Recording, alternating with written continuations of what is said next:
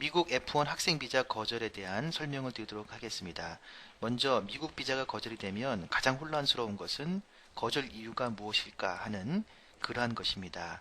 거절 사유라도 명확하게 알려준다고 하면 덜 답답하죠. 하지만 사유도 대단히 모호합니다. 따라서 몇 가지 개념을 정리하여 알려드리도록 하겠습니다. 전체적인 조건은 개인별로 다양한 변수가 있기 때문에 이것이다, 저것이다 라고 말씀드리긴 어렵습니다. 하지만 아래의 조건들을 하나씩 보시면서 얼만큼 가능성이 있는지에 대한 대략의 가늠하는 정도라고 생각하시면 되겠습니다.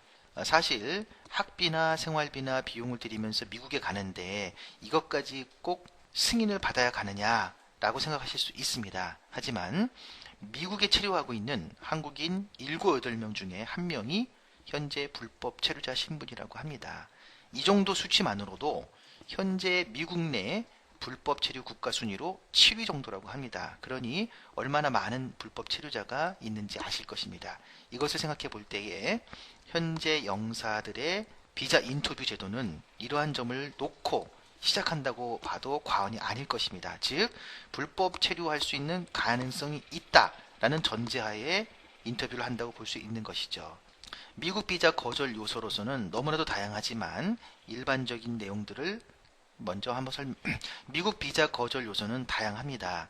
상기 내용들은 미국 비자 거절 요소는 다양합니다. 알려드리는 내용들은 저희가 경험하면서 느꼈던 점들을 정리한 내용들입니다. 첫 번째, 나이입니다. 고연령자일수록 조금 더 어렵겠죠. 미혼자이거나 남성보다는 여성이 좀 더 어려운 경향이 있는 것 같습니다. 결혼을 했기 때문에 자녀가 있거나 그랬을 경우에는 한국으로 돌아오려는 그 의지가 있겠죠.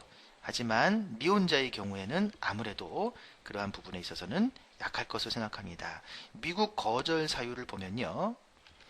지금 보시는 것이 황색 카드입니다. 옐로우 카드죠. 여기에 보시게 되면 첫 번째, 두 번째, 세 번째, 네 번째, 다섯 번째 사유가 있는데요.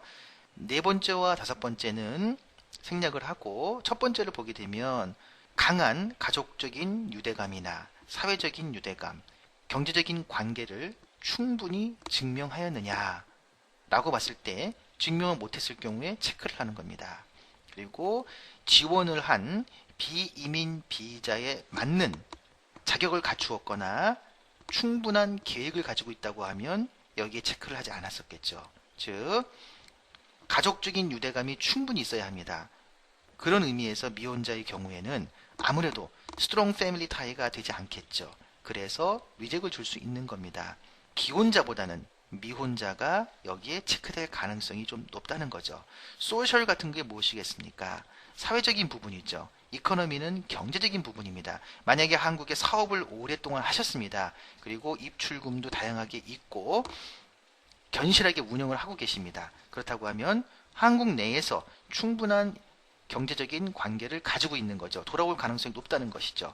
이렇듯 미국 비자는 여러 가지 요소를 보기 때문에 그 중에서 나이를 하나 설명드린 거고요. 성적은 지나치게 학교 성적이 낮은 경우에도 다소 불리한 면이 되겠습니다. 결혼 및 자녀 여부, 미혼자보다는 기혼자가 조금 가능성이 높고요. 자녀가 없는 경우가 좀 더 불리할 수 있습니다.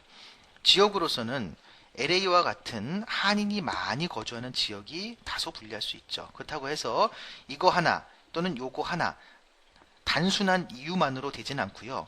쭉 지금 설명드리는 다양한 요소들을 종합적으로 판단하는 것입니다. 학업기간이나 수업시간을 놓고 봤을 때 짧은 학업기간, 수업시간이 짧다거나 이랬을 경우에도 다소 불리할 수 있고요. 학비 총액은 지나치게 저렴한 학비, 숙식비, 즉 미국의 I-20 입학허가서를 남발하는 학교도 있습니다. 그런 학교 리스트는 블랙리스트를 영사들이 가지고 있다고 봐야 되겠죠. 그런 학교의 특징이 뭐냐면 저렴합니다. 그냥 I-20를 남발하는 경우가 있겠죠. 그런 경우에는 리젝될 수 있는 가능성도 있습니다. 보통 유학원에서는 다국적 어학원이나 견실한 어학원을 소개하게 되어 있습니다. 이유는 다 완성을 해 놓았는데 비자가 거절이 되었다고 하면 안 하느니 못하는 결과가 나오기 때문입니다. 그렇기 때문에 개인적으로 포털 사이트를 보고 신청하는 경우에는 이러한 부분을 고려하지 않고 신청할 가능성이 높다는 것입니다. 다음으로 첫인상입니다.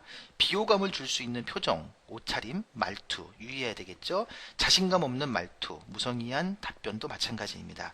그리고 기본 정보에 대한 무지죠. 어느 학교를 가려고 합니까? 라고 했더니 잘 모르겠습니다. 어느 지역입니까? 라고 했더니 분명하게 답변을 못한 경우, 무슨 수업을 듣지요? 라고 물었는데 그 내용을 답변하지 못하는 경우가 이에 속할 수 있겠습니다. 어학교의 수준입니다. 저가의 사설이나 대학, 부설 학교 같은 경우에는 리젝이 될 가능성이 다소 있습니다. 그리고 특정 지역에 한정된 짧은 역사의 소규모 학교도 마찬가지죠. 이런 학교들이 결과적으로는 저렴한 학비, 숙식비를 하는 I-20를 남발한 학교라고 할 수 있겠습니다. 직업의 경우 무직자, 졸업 후 공백기가 긴 경우, 낮은 연봉, 인지도가 낮은 회사, 짧은 직장 경력이 불리한 점이 될 수도 있습니다. 학력은 학업 목적이 명확하지 않은 저학력자이거나 또는 졸업한 지 좀 되신 분, 졸업하고 나서 기간이 길면 길수록 불리하다고 볼 수 있겠죠. 이제 졸업 예정자도 마찬가지입니다. 한국 같은 경우에는 졸업장이 되게 중요한데요.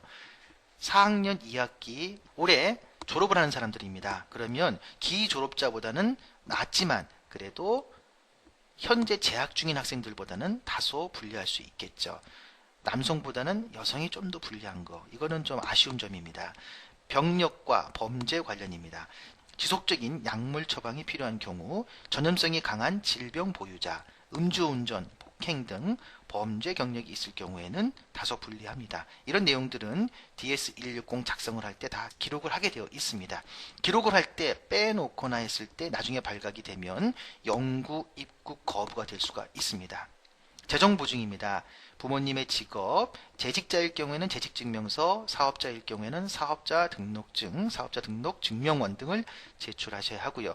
최근 소득 금액, 세금 납부 현황, 부동산 보유 여부, 낮은 현금 잔액 증명서도 분리할 수 있죠. 평균 잔액이 낮거나 예치 기간이 짧은 경우가 이 경우입니다. 그리고 현금성이 낮거나 원금 손실 우려가 있는 증권 등 이걸 중심으로 잔액 증명을 했으면 이것도 다소 불리할 수 있죠. 비자 관련해서는 이미 관광비자로 여러 차례 미국에 다녀온 경우입니다. 이랬을 때의 영사는 실제로 관광을 했는지 안 했는지 물어볼 수 있습니다. 어디에 묵었느냐, 그리고 어느 식당에 갔느냐, 비용은 얼마였느냐라는 이러한 실제 가보지 않으면 답변할 수 없는 굉장히 구체적인 질문을 할 수도 있습니다. 이때 답변이 명확하지 않으면 리젝이 될 수도 있는 거죠. 그리고 F1 비자를 그 이전에 받고 미국에서 공부를 한 분이 계실 수도 있죠. 이런 경우에 미국에서의 학교 성적이 낮습니다. 또는 법규를 위반했습니다. 이때도 되지 않습니다. 과거에 미국에 불법 체류 혹은 불법 취업한 이력이 있을 경우에도 되지 않습니다. 비자 타입을 변경하여 신청하는 경우에는 학생 비자가 거절된다면 바로 관광 비자를 신청한다든가 이랬을 때에는 거절될 가능성이 다소 있다고 봅니다. 기타 직계 가족이나 친인척이 미국에 있는 경우입니다. 이 부분은 아무래도 불법 체류할 수 있는 가능성이 좀 더 높다고 볼 수 있겠죠.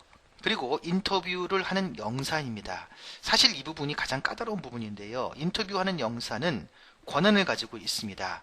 그러한 권한을 가진 분들이 개인 성향이라는 게 있죠. 지금 말씀드렸던 다양한 요소들이 있긴 하지만 그러한 요소에 어떠한 것을 중요하게 파악하느냐 하는 것은 주관적인 판단이죠. 그렇기 때문에 인터뷰를 하는 영사에 따라서 많이 달라질 수 있다라고 생각을 합니다. 상기 다양한 요소를 종합적으로 판단하는 것은 영사입니다. 하지만 중요한 점은 이민 의사가 없다, 불법 체류의 목적이 없다, 반드시 한국으로 돌아갈 것이다 라는 것을 증빙하는 절차가 바로 미국 비자 인터뷰라고 생각하시면 되겠습니다. 미국 비자가 거절되면 당사자 가족분들은 이렇게 했으면 되었을 텐데 혹은 저렇게 했으면 되었을 텐데 하는 그러한 추정을 하는 경우가 많이 있습니다.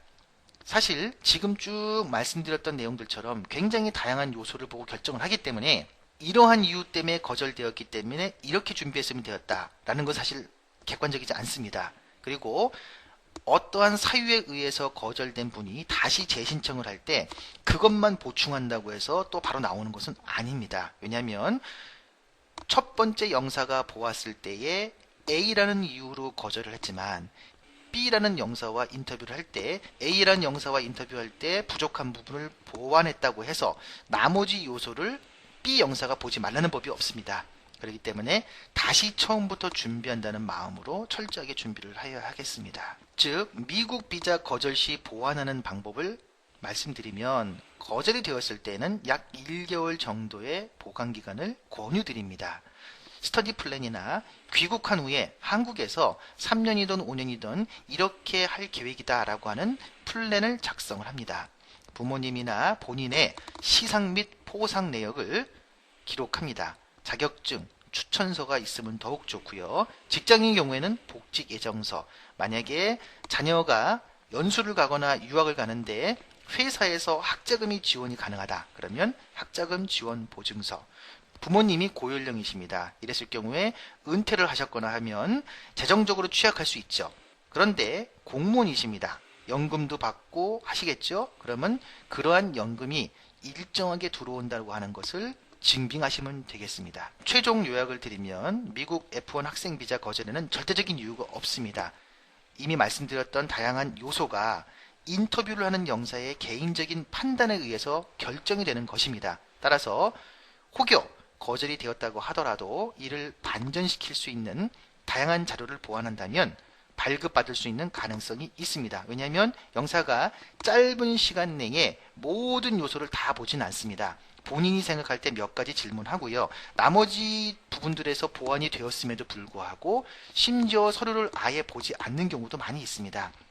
그런 경우가 있기 때문에 준비를 할 때에는 철저하게 본인이 취약한 부분을 어떻게 어필할 것인지를 충분히 연습하고 현장에 가서 어필할 필요가 있다는 것이죠. 개인별로 다양한 현황이 있겠죠. 당일 인터뷰를 하는 상황을 고려한다고 해도 왜 거절되었는지에 대한 객관적인 사유를 명확하게 이해하는 것은 사실 어렵습니다.